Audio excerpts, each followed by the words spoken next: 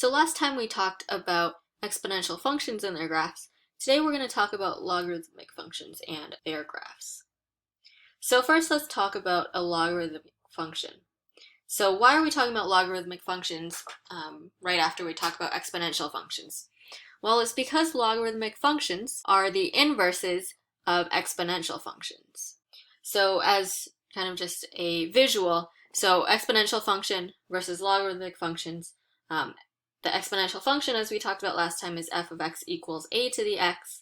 The logarithmic function is f of x equals log base a of x.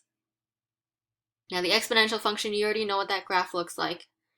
The logarithmic function, because it is the inverse, now if you remember with inverses, it's the same as if you were to reflect it across the line y equals x.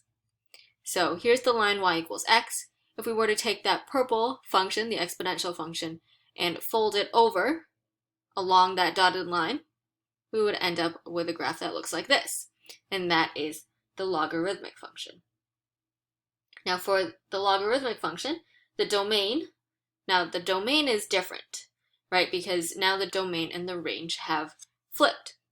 So before, the range of the exponential function was from 0 to infinity. So with the logarithmic function, the domain is going to be from 0 to infinity, right? Your x values, they get very, very close to 0, but they never actually reach 0, so they can't be negative, they can't be 0. The range, on the other hand, is going to be the same as the domain of the exponential function. So the range can be anywhere from infinity to infinity, so we can say all real numbers. And now what was the y-intercept, 0, 1? Now you flip the x and y coordinates, it becomes 1, 0, and that gives you the x-intercept.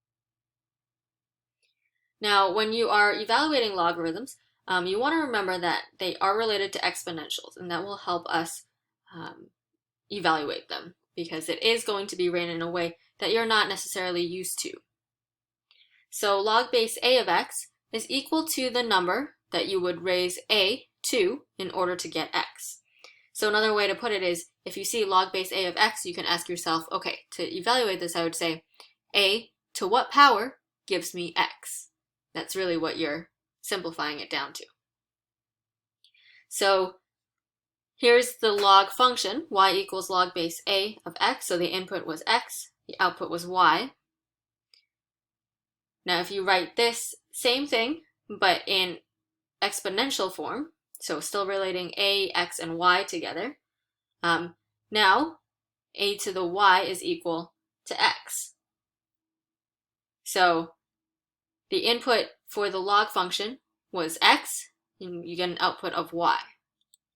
Normally with the exponential function, it would be a to the x is equal to y, but because we swapped x and y in order to talk about logarithms, you can see it this way as a to the y equals x, where y is the input and x is the output.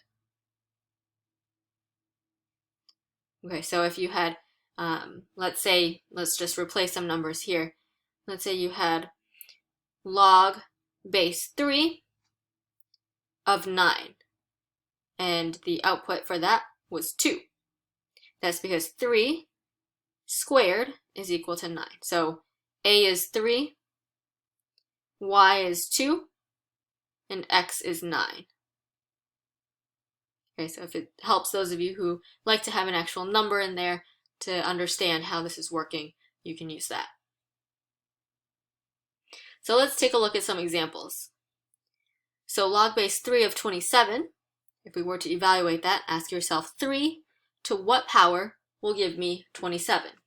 All right, so if it helps you rewrite it in exponential form, 3 to what power equals 27? Well, that's going to be 3. Okay, next one. We have log base 3 of 1, so 3 to what power is equal to 1? Well, anything to the 0 power will give you 1. So in the same way with logs, you'll end up finding that because anything to the 0 power is equal to 1, that log base anything of 1 is always going to equal 0. Okay, next one, log base 4 of 2. So that's 4 to what power is equal to 2. So here, we definitely can't plug in 0 or 1 or 2 or anything larger than that because we're getting a smaller number. Well, what has to go into the exponent in order for us to get 2? Remember, you can use fractions. Now remember, fractions are the same as talking about roots. So 4 to the 1/2 is the same as the square root of 4. So 1/2 is going to be our answer. 4 to the 1/2 equals 2. Next, we have log base 2 of 2. So 2 to what power is going to give us 2? Well, that's going to be 1. So you'll notice anytime that the base of the log matches with what you're taking the log of, if those two are the same, this is going to equal 1. Okay, next one, we have log base 10 of 1 over 100. So 10 to what power is equal to 1 over 100? Okay, so we know that we definitely can't be plugging in a positive number. Plugging in 0 would give us 1. Plugging in a fraction would give us a square root, which is not quite what we have here.